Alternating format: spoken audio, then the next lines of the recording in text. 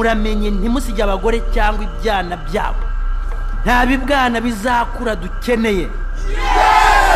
Igihe cyo gukora kirageze.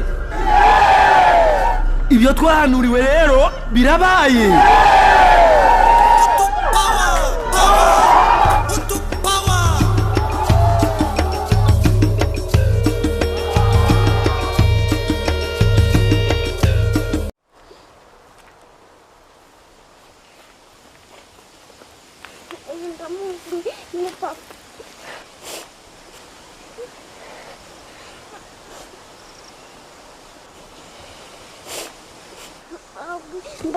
Umuryango ni mama.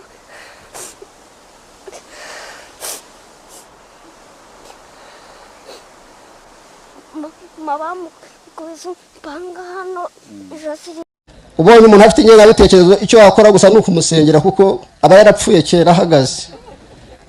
Asigaje umuntu wagusa wo kuvuga nk'ibyo kuko nta kindi yakora kuko anagutunza urutoki ubwo twere tuba tubonye ibiraka twe twashomereye. Ni nayo mabwiriza dufite nta yandi rwose birazwi.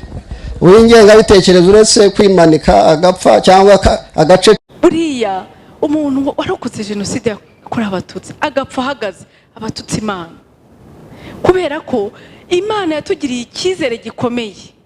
Iravuga iti bariya baragiye ariko wowe urasigaye kugira ngo uzahagarare mu mwanya w'abantu benshi bagiye. Nukuvuga rero ko ntukwiye kubaho wipfoyanza, ntukwiye kubaho oya, hari inshingano ufite abandi badafite. Dufite mandate ikomeye cyane.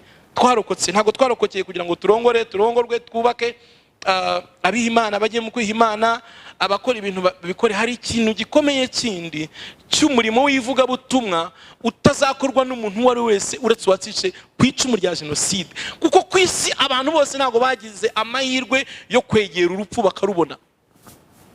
Umuntu akwicira ababyeyi, akwicira abavandimwe, akwicira umugabo, akwicira umugore, akwicira abavandimwe, akwicira abaturanyi, narangiza kubuze no kuzajya mu ijuru. Urumva utabuhombye? Urumva utabuhombye? Mumbwire ni mwebwe mbaza. Murumva umuntu akugirire nabi akwicira bawe azakubuze n'ijuru, urumva utabuhombye? Ntago abantu bose bagize amahirwe yo gutungwa imbunda ikagufatira umupanga bakawukubita bafite intention yo kukwica. Uyu munsi ukabukoresha uvuga ngo dore shana narokotse. Jya ubigaragaza uvuga uti bari banyishe ariko utegeka iminsi yo kubaho kwanjye ntabwo yari yanyishe, yari yemeye ko nguma nkabaho. Dore ngiyi inkovu, dore ngiyi, dore urutoki. Ni ibintu byo gushima Imana, ntabwo ari impamvu zo kuyijya kure. Hitamo rero, hitemo gukorera Uwiteka. Reka mabwire inkotanyi operasiyo zo kujya kuturokora zari zigoye.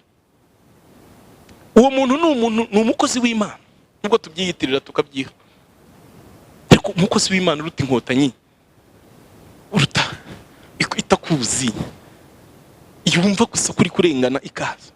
Nagira ngo tujye dushimira Imana, dushimire nabo bantu zakoresheje. Reka nshima abo bose Rurema yakoresheje tukabaho, abo tuzi n'abo tutazi bakadupfira.